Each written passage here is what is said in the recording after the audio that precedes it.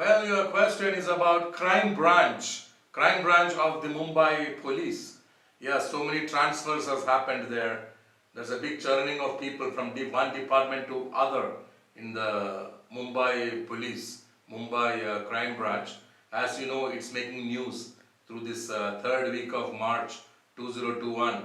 The entire television channels are reporting about few names that is the Deshmukh, he is Home Minister there, and Parambir Singh, who is reporting to the Home Minister, and Sachin Waze, who is an inspector who reports to Parambir, the Commissioner of Mumbai Police, who then reports to Deshmukh, and Deshmukh reports to his party bosses, Sharad Pawar, and etc. So, and you know names like Mansukh Hiren, who was killed.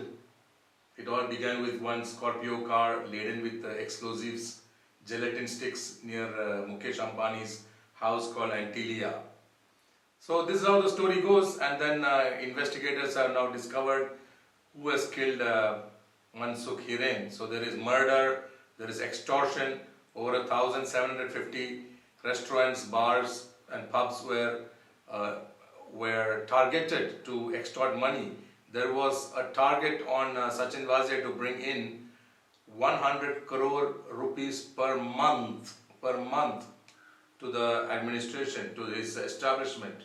So he has to get it through extortion, and that's severe. I mean, who could function in a city with minimal profit? So then there is a thought process that they must open up the pubs, the shopping malls, and the restaurants and other places 24 hours of the day, that means throughout the night. Maybe that is to justify the extortion, because 100 crore per month rupees extortion out of only the police department through the pubs, hotels, bars and restaurants it's not, perhaps they need to open it up for 24 hours of the day to justify the extortion. So there's extortion, there is killing, murder, and all kinds of kama, krodha, lobha, moha, mada, matsarya. So this is the Indian civilization had taught people about these categories, these classifications, these segregations, this sorting, this labeling each emotion. See, when the emotion is a surge inside your mind, and perhaps you are not in control with it. So, mad means agitation. Mad means an extreme agitation in the brain, a surge of emotions that you just cannot contain it. It needs expression. So, there is, in ancient days, in Indian civilization, this was taught to people about how to not to go to the extreme of kama. Kama means desires. Desires, unstoppable desires, numerous desires that they need to procure and consume much more diversity, much more variety than what they have. So this is kama, and lustfully looking at things that they have to procure, they have to possess these things of glamour, of glitter, of beauty. So this is kama. Krodha, severe volatility, severe thought of revenge, combustibility, anger in your mind, in your emotions, in your feelings, in your sentiments, the volatility in your sentiments. So this is krodha. Moha, again moha means entanglement. Entanglements cannot do without this. Severe getting hooked, that cannot do without it. So go to any extent to protect your priorities. This is moha. Cannot sever ties, cannot de-link, or the pain cannot be endured when something is breaking away. So extreme fixations on your ideas and entanglements and hooked somewhere, and extreme fixations on this, that you go to any extent to protect your resources. Kama, krodha, lobha. Lobha means profiting. Severe need to profit. For everything you want to commercialize your every transaction, and you want to increase your profit. So you look for avenues, look for opportunities, possibilities to keep on engaging in increasing your bank balance, though you do not need them. So wanting to be profitable. I know people who has got yacht, maybe private aircraft, which they use it once in a year only, because there's no requirement. But they're victims of kama, krodha, lobha, moha, mad. Mad means comparison with other people. Comparison and state of agitation, restlessness in the mind.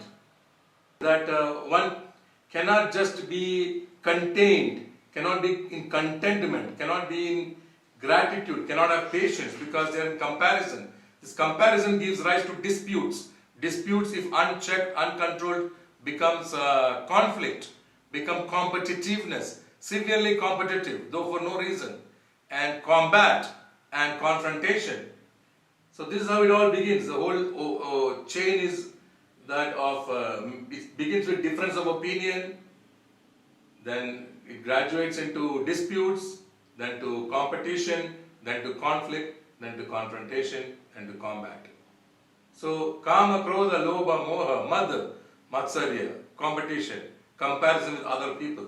So the culture of India was to educate the young people on how to attend to these emotions, these feelings, these sentiments, their sensitivities of their brain, because it is a surge, that it's an urge that one cannot contain, because one gets locked into this entanglement and it pulsates within you that you must get the 14th watch, or you want to get the 20th shoe, or you get into the 4th or 5th car. With reference to Sachin Vaze, he is reported to have 5 cars which worth 1 crore or 1.5 crore each. This is very expensive for a policeman whose salary is fixed at 50,000 rupees or 70,000 rupees per month. There is forgery. He has used a wrong or a forged or a fraudulent Aadhaar card to get a room in a hotel. So this is a great story. It should not have happened. But this talks about our culture. Where did we lose out on teaching our young people on these few words? Do not go to the extreme. Do not go to the extreme of kama, krodha, lobha, moha, mada, matsarya. So one needs to understand the Indian civilization had many types of breathing techniques, numerous types of breathing techniques to neutralize the surge and urge of all these emotions, which can take you to extremes and almost addictive, that you start getting tendencies of criminality. Now that's a dangerous thing, because then you get arrested. So generally people, these people are all in our society, and there are many more like them. So one needs to understand civilization of India, incorporate these words, civilization of India, into our daily living, and how this surge and urge of our emotions victimizes us, because these all have a neurology, physiology, psychology, and one needs to be aware within their brain, where are the seat of these emotions, where is the seat in your nervous system, how long does it captures your attention, how long does it, the surge will last within you. So if you meditate, every day make it a practice to meditate. Numerous kinds of meditations are there, to be aware of how the emotions work.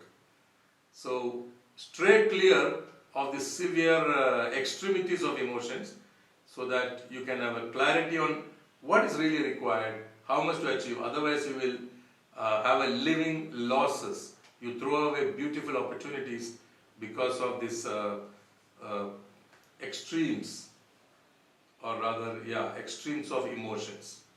So meditate, understand civilization of India, incorporate tendencies that are useful and progressive for you through meditation, through breathing techniques. So this is Mindcraft number 21. You have studied Mindcraft number 1 and 2 and 3, and we have reached to Mindcraft number 21. You can continue to refer back to Mindcraft number 9, 10, 11 and continue to learn it. This is a good reference. So this is Mindcraft number 21. Read it, learn it, view it and use it as a reference. Progress.